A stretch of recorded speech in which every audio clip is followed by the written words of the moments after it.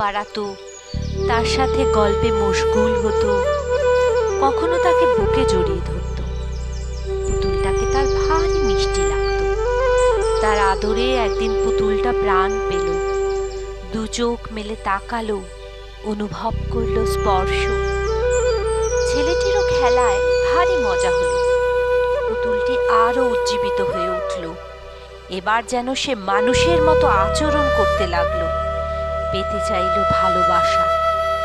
ছেলেটি ভয় পেয়ে গেল, ভীষণ ভয় পেয়ে গেল।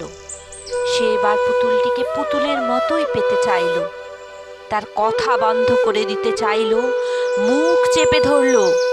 তবুও পুতুলটি পেতে চাইল ভালোবাসা। সে বোঝেই না যে সে শুধুই খেলনা, তাই তার জুটল শাস্তি। এবার ছেলেটি ওকে সজোরে আছড়ে ফেলল, আর ফিরে তাকালো না। যে পুতুলটাকে তার একদিন ভারী মিষ্টি লাগতো,